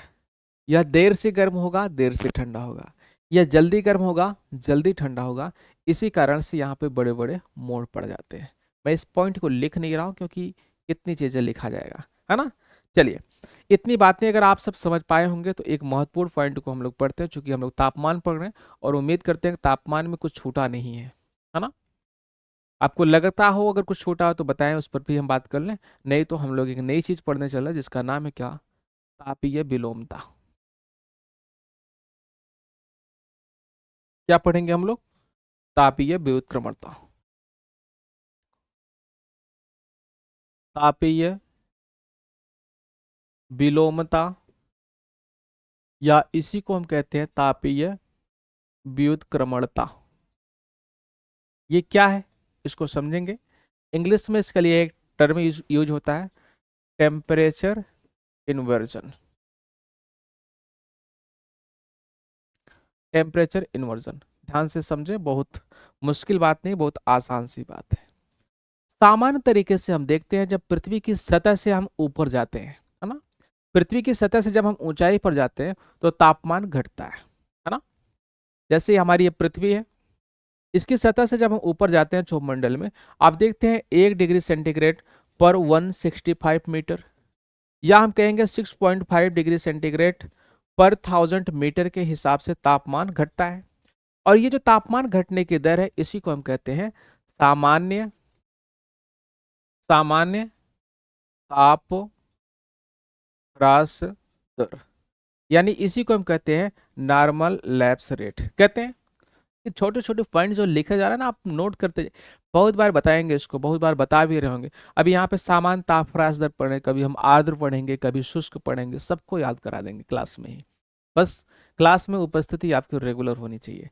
जब कभी कभी ऐसा होता है कि आपने एक क्लास पढ़ा और आपको चीज़ें पहले से वो आ रही थी, आपको ये लगा कि नहीं ये तो आसान थी, ये तो हम पहले से जानते थे। आप किसी की क्लास को जब पढ़ रहे हैं तो जरूर आपको कुछ नई चीज़ मिलेगी, ये दावा होता है, किसी का भी क्लास हो। तो आप जिससे जुड़ रहे हैं रेगुलर चीज़ों को लाभ उठाएं, उसका तभी मजा है ना। जैसे मान लीजिए हमने यहाँ पे कोई आसान सा टॉपिक था, कुछ विशेष पॉइंट को हमने बता दिया, कहीं और का पॉइंट था हमने यहाँ पर मेंशन कर दिया, जब कहीं और वाला जब बारी आया तो उसको बताने चला तो मुझे लगा पहले तो बताया था, आपको लगा यहाँ पे छूट गया, लेकिन छूटा नहीं, वो पहले बात कर दी जा चुकी। इसलिए रेगुलरिटी आवश्यक होती है क्लास की। चलें, देखिए सिंपल कंडीशन में क्या हम देख रहे हैं, सतह से ऊंचाई के साथ तापमान घटता है, लेकिन अगर इसका उल्टा हो जाए तो ऊंचाई तो बढ़ रही है, ऊंचाई के बढ़ने के साथ साथ तापमान भी क्या हो, बढ़ने लगे, इसी घटना को हम कहते हैं क्या, टेम्परेचर इन्वर्जन, तापीय प्रतिलोमन। ठीक है, समझ पा रहे हैं आप हमारी बात को। टेम्परेचर इन्वर्जन का मतलब सीधे सीधी बात है, जो नियम क्या है, सामान्य तरीके से सार्वभौमिक नियम यह है कि सतह से हम ऊंचाई पर जाते हैं तापमान घटता है, लेकिन जब सतह से ऊंचाई पे जा रहे हैं तापमान घटने के बजाय बढ़ने लगे तो इसी को हम कहते हैं तापीय प्रतिलोमन या तापीय व्युत्क्रमणता। यह कब होता है, क्यों होता है और इसका क्या परिणाम होता है, इसी बात को हमें सीखना है और समझना है। ठीक है, चलिए लिखते हैं इसके बारे में। यहां पर लिख दे रहा हूं, सामान्यतः सामान्यतः पृथ्वी की सतह से, सामान्यतः पृथ्वी की सतह से ऊपर जाने पर, ऊपर जाने पर तापमान में गिरावट होती जाती है, होती जाती है। परंतु यदि,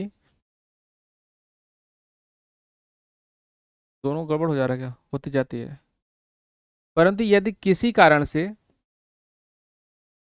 किसी कारण से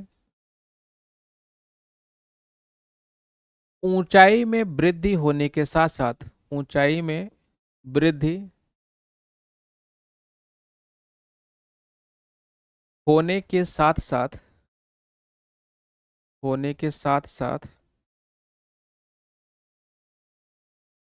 तापमान बढ़ने लगे, बढ़ने लगे,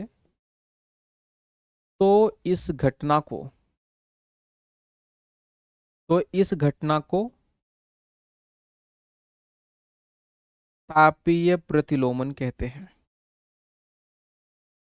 तापीय प्रतिलोमन कहते हैं। उम्मीद करते हैं आप समझ पाए होंगे इस बात को। सिंपल सा कॉन्सेप्ट है कि ऊंचाई के साथ तापमान घटता है, लेकिन अगर किसी कारण से यहाँ पे तापमान बढ़ने लगे, जब तापमान बढ़ने लगे तो इसी घटना को हम क्या कहते हैं, टेम्परेचर इन्वर्जन, तापीय व्युत्क्रमणता। ठीक है, समझ पाए इस बात को। अब हम बात करेंगे ये कब होता है, और सबसे पहले हम समझेंगे कब होता है। चलिए, तापीय व्युत्क्रमणता के लिए, तापीय व्युत्क्रमणता के लिए आवश्यक दशाएं, आवश्यक दशाएं क्या कंडीशंस होती है जिसकी वजह से तापीय व्युत्क्रमणता होती है। ठीक है, सारी दशाओं के बारे में हम यहाँ पर सिर्फ और सिर्फ एक्सप्लेन करेंगे, लिखेंगे कम से कम चीज़ों को, क्योंकि लिखना क्या है, लाइव क्लास हम कर रहे हैं तो फिर लिखना क्यों ज़्यादा रहेगा ना। यहाँ पे बात हो रही तापीय व्युत्क्रमणता के लिए आवश्यक दशाएं कौन कौन सी, इसके बारे में थोड़ी सी हम चर्चा करेंगे, लेकिन सबसे पहले लिखते हैं कौन कौन सी कारक होते हैं, कौन कौन सी दशाएं होती। सबसे पहला कारक होता है क्या, सबसे जो पहली दशा होती है उसे हम कहते हैं क्या, शीतकालीन लंबी रातें,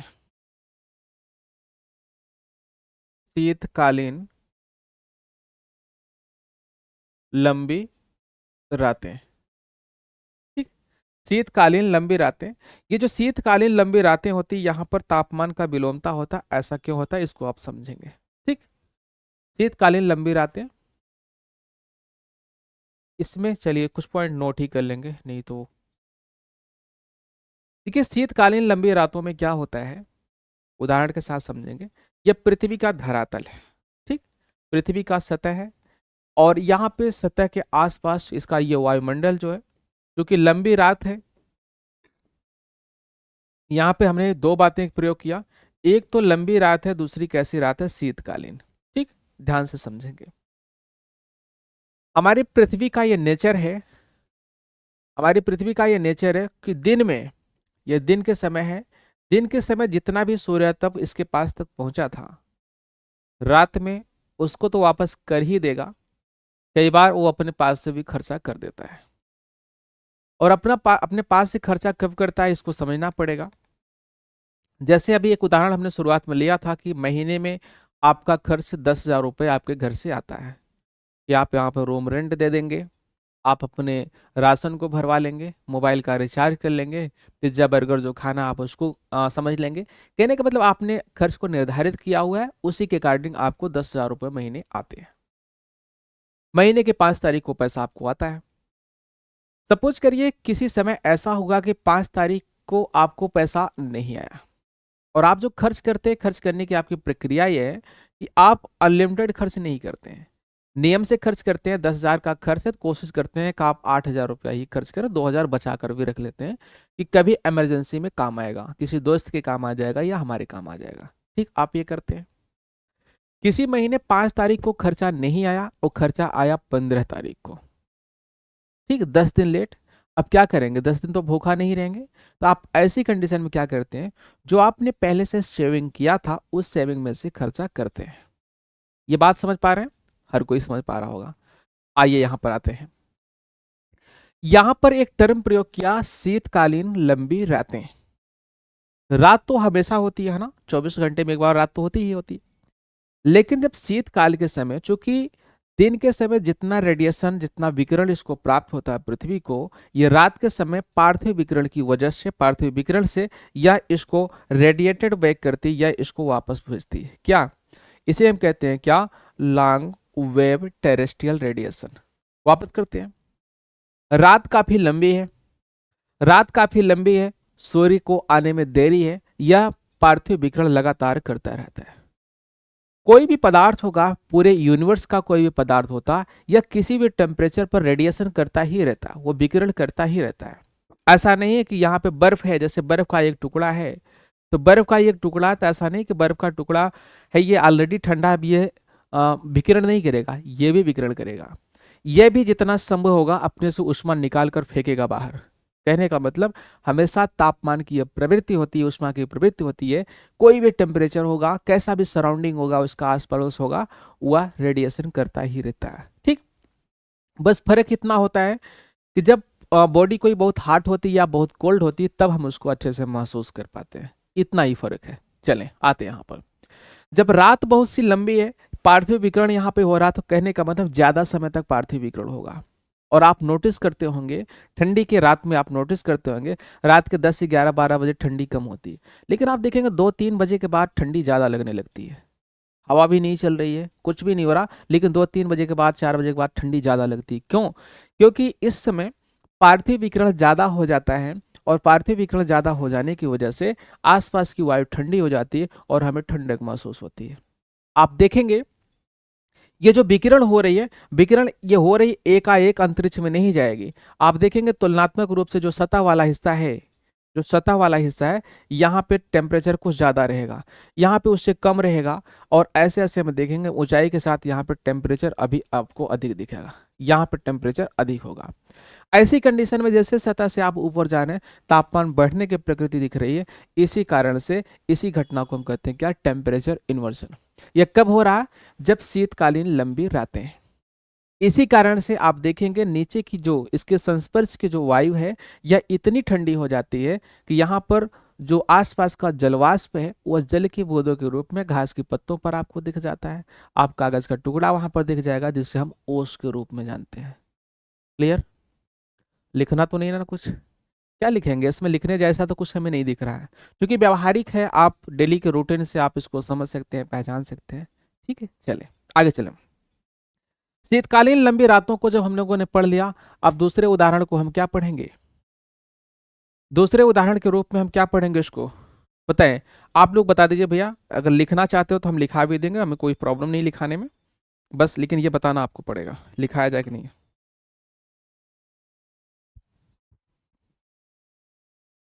कोई कमेंट नहीं कर रहे हैं आप सब?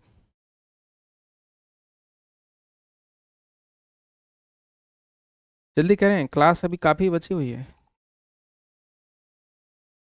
नहीं लिखना है? चलिए क्लियर। चलिए नहीं लिखना, बहुत बढ़िया। हम आते हैं दूसरे पॉइंट पर।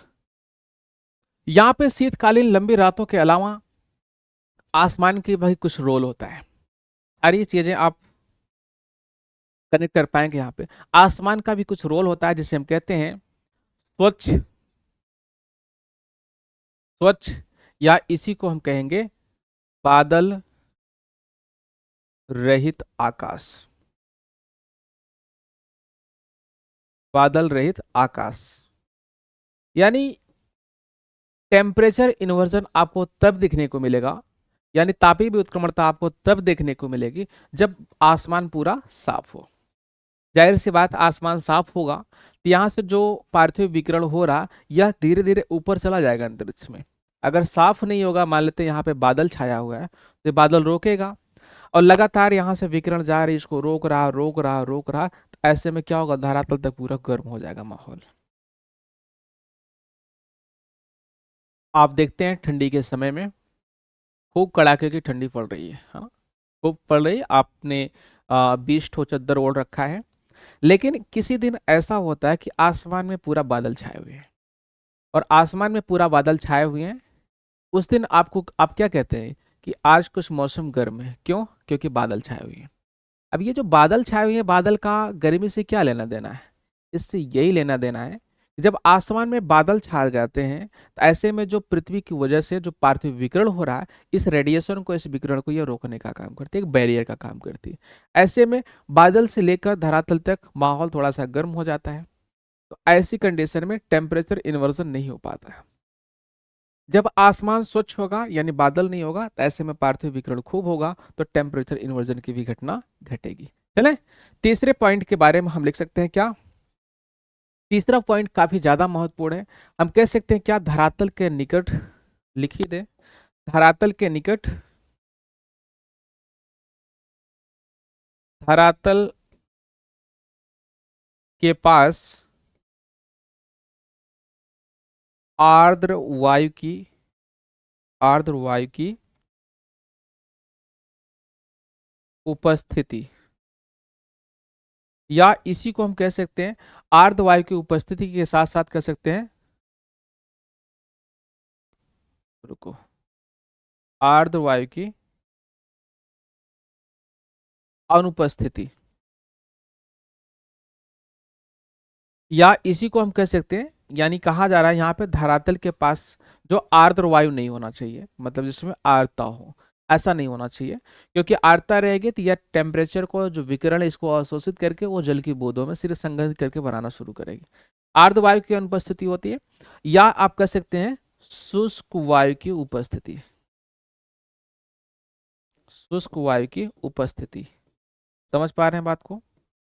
यानी धरातल के पास आर्द्र वायु की अनुपस्थिति चाहिए और शुष्क वायु की उपस्थिति हो सकती है। ठीक है, समझ पा रहे हैं? अगला जो महत्वपूर्ण कारण है, 3 हो गया था, चौथा, शांत पवन, पवन बहुत ही शांत हो, या इसी को हम कहेंगे मंद पवन प्रवाह। सारी बातों को आप कनेक्ट कर पाएंगे अपने आप से, मैं बता रहा हूं।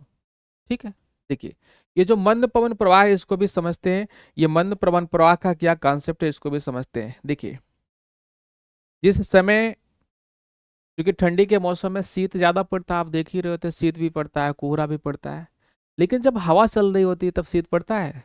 नहीं पड़ता है। कोहरा तब पड़ेगा? नहीं पड़ेगा। आप कहते हैं कि आज हवा चल रही थी इसलिए शीत नहीं पड़ा, ये बात तो आप बता रहे हैं, आपके दादाजी भी बता रहे होंगे कि हवा चल रही तो शीत नहीं पड़ रहा, हवा चल रहा है तो कोहरा नहीं पड़ेगा। तो ऐसा क्यों हो रहा है? ऐसा इसीलिए होता है भैया कि टेम्परेचर इन्वर्जन नहीं हो रहा है, तापीय व्युत्क्रमणता की दशा नहीं बन रही है। जब तापीय व्युत्क्रमणता की दशा नहीं बन रही है, जाहिर सी बात है, तापीय व्युत्क्रमणता की दशा बनेगी तो क्या होगा, कंडेंसेशन, तमाम प्रकार की अनियमित चीजें आपको देखने को मिलेगी। अभी हम बात करेंगे आगे मौसम जलवायु में भी, आप समझेंगे। टेम्परेचर इन्वर्जन होने की वजह जरूरी के लिए क्या जरूरी है कि पवन का प्रवाह बिल्कुल शांत हो, नगण्य भाव में होना चाहिए, या पवन का प्रवाह बिल्कुल मंद होना चाहिए, इतना मंद होना चाहिए कि हम उसको महसूस न कर रहे हो। ठीक, चले चौथे पॉइंट के रूप में देखें, फोर्थ पॉइंट जो है इसके रूप में हम क्या देख सकते हैं, जो अगला कारक है इसको हम कह सकते हैं क्या, क्या कहेंगे, हिमाच्छादित धरातल। धरातल जितना ठंडा होगा टेम्परेचर इन्वर्जन उतना ज्यादा होगा। जैसे सतह पर यहाँ पे बर्फ लदा हुआ है, तो जाहिर सी बात है इसके संस्पर्श की वायु पहले ठंडी हो जाएगी, यहाँ पे जल्दी ठंडी होगी, इसकी तुलना में ऊपर गर्म है, तो क्या होगा, ऊपर क्या होगा, गर्म रहेगा, नीचे ठंडा रहेगा। यही कारण होता है जो घाटियां होती है ना पर्वतीय घाटियां जो होती हैं, घाटियों में ज्यादा आपको हिमाच्छादन दिखेगा, ऊपरी क्षेत्र में तुलनात्मक रूप से कम। ठीक, क्या कहेंगे इसको? हिमाच्छादित धरातल, हिमाच्छादित धरातल। आपसे प्रश्न पूछा जाता है निम्नलिखित में से तापीय व्युत्क्रमणता के लिए आवश्यक दशाएं कौन सी हैं और कौन सी नहीं है। तो यहाँ पे हमने 4 दशाओं के बारे में बात किया। 4 ही क्यों होगा भैया, 5, संख्या थोड़ा सा सुधार देते हैं, ये था आपका 4 और ये था आपका 5। 5 दशाएं यहाँ पर हम लोग देख रहे हैं, ये पांचों महत्वपूर्ण दशाएं हैं और इन दशाओं को आप घूंट बनाकर पी लीजिएगा। ठीक है, हाँ, घूंट बना। अनुपस्थिति वायु का मतलब यह है कि इस प्रकार से वायु होनी चाहिए कि ज्यादा हम महसूस नहीं कर पा रहे और ज्यादा हलचल करने वाली वायु नहीं होनी चाहिए। ठीक है, आगे चलें, कुछ और बातों को हम समझ लेते हैं। तापीय व्युत्क्रमणता के बारे में इतनी कहानी तो हमने देख लिया, अब हम देखेंगे क्या, तापीय व्युत्क्रमणता के प्रकार। तापीय व्युत्क्रमणता के प्रकार, ऐसे बहुत सारे प्रकार हैं, आगे हम इसको और डिटेल में भी पढ़ने वाले हैं, लेकिन समझ लेते हैं यहाँ पे तापीय व्युत्क्रमणता कितने प्रकार का होता है, इसको हम देख लेते हैं। प्रमुख रूप से हम 4 प्रकारों को हम जानते हैं। ठीक है, 4 प्रकार में कौन सा होता है? सबसे पहले धरातल के पास है, तो इससे हम कहते हैं क्या, धरातली व्युत्क्रमणता। पहला प्रकार क्या है, इसको हम कहते हैं क्या, बताएं?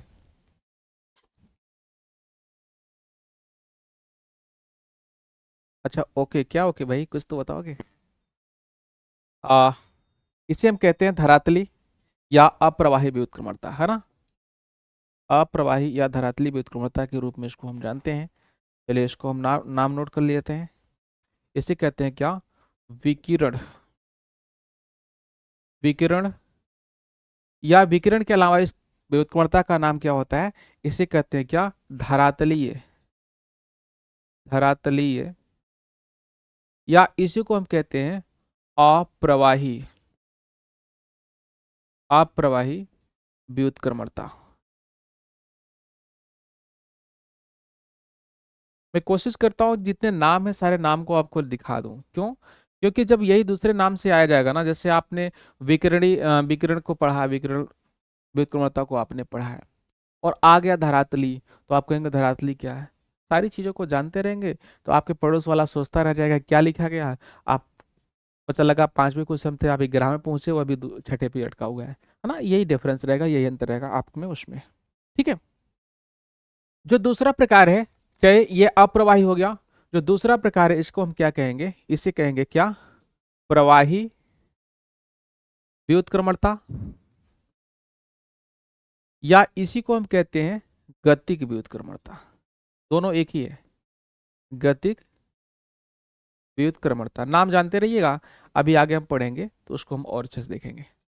जो तीसरा प्रकार है, तीसरे प्रकार को हम किस नाम से जानेंगे, इसे हम कहेंगे यांत्रिक, या इसी को कई बार चक्रवाती भी कहते हैं। इसे कहते हैं क्या, यांत्रिक, या इसी को कहते हैं क्या, सॉरी यांत्रिक नहीं, वाताग्री कहते हैं, वाताग्री, या इसी को कहते हैं क्या, चक्रवाती व्युत्क्रमणता। जो अंतिम प्रकार है इसका, इसको हम कहते हैं क्या, यांत्रिक व्युत्क्रमणता।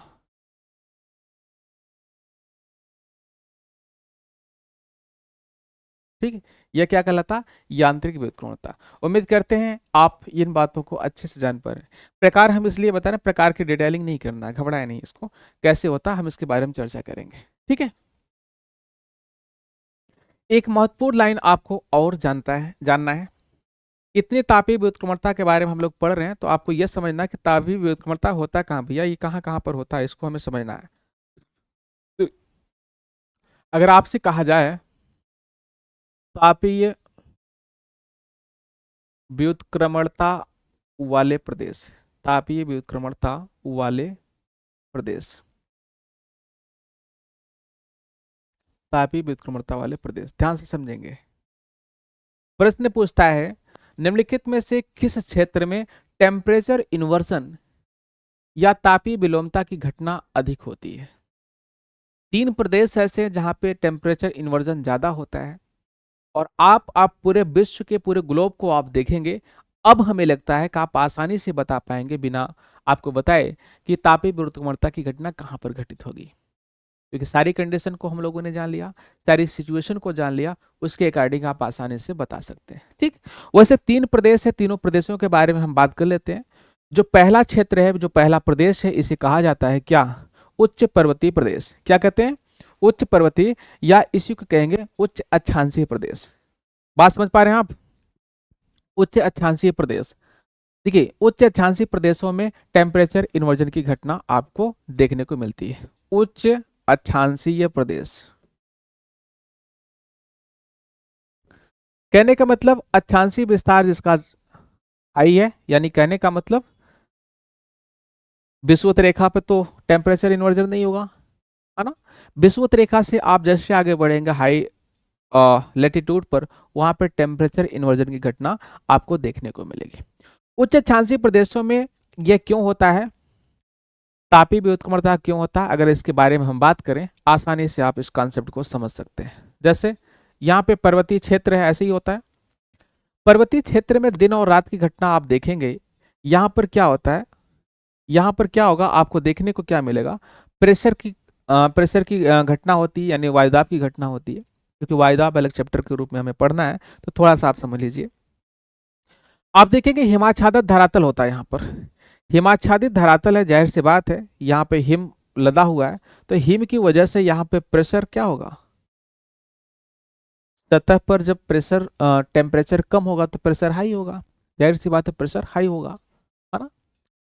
यहाँ पर लो टेम्परेचर होगा, तो लो टेम्परेचर होगा तो इसके आसपास की जो वायु होगी, जो इसके संस्पर्श की वायु होगी, ये ज़्यादा ठंडी होगी। तुलनात्मक रूप से आप देखेंगे यहाँ पर आपको दिखेगा क्या, हाई टेम्परेचर।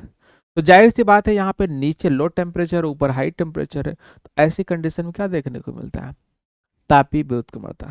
ठीक है। जो दूसरा प्रदेश आपको देखने को मिलता है, दूसरे प्रदेश की चर्चा करें, वो कौन से क्षेत्र होते हैं, वो होते हैं उच्च पर्वतीय प्रदेश। ठीक, उच्च पर्वतीय प्रदेश। और जो तीसरा क्षेत्र होता है, उस क्षेत्र को हम कहते हैं वाताग्री या सीमाग्री प्रदेश। क्या कहते हैं उसको, उसे कहते हैं वाताग्री या सीमाग्री प्रदेश।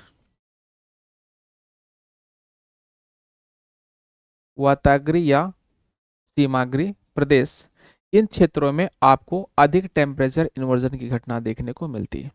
अगर इसमें से आप कोई भी टर्म नहीं समझ पा रहे हैं तो परेशान होने की जरूरत नहीं है, आप इन सबको फिर अलग से चैप्टर के रूप में पढ़ने ही वाले हैं। ठीक, चलिए, हमारा विचार है आज की क्लास को यहीं तक रखा जाए, क्योंकि हमारा मूल उद्देश्य था उष्मा बजट को पढ़ना, तापमान को पढ़ना, तापमान के वितरण को प्रभावित करने वाले क्षेत्रों को पढ़ना, और इसी में हम लोगों ने टेम्परेचर इन्वर्जन की घटना को भी पढ़ लिया। ठीक है, चलिए, किसी साथी का कोई सवाल हो तो आप पूछ लीजिए, अन्यथा क्लास को हम ओवर करते हैं, फिर हमारी आपकी मुलाकात अगले सेशन में होगी।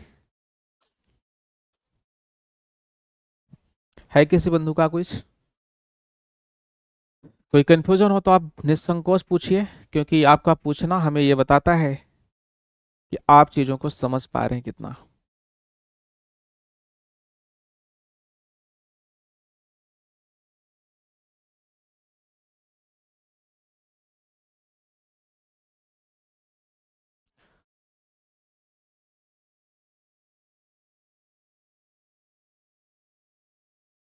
चलिए, थैंक यू सो मच आप सबको।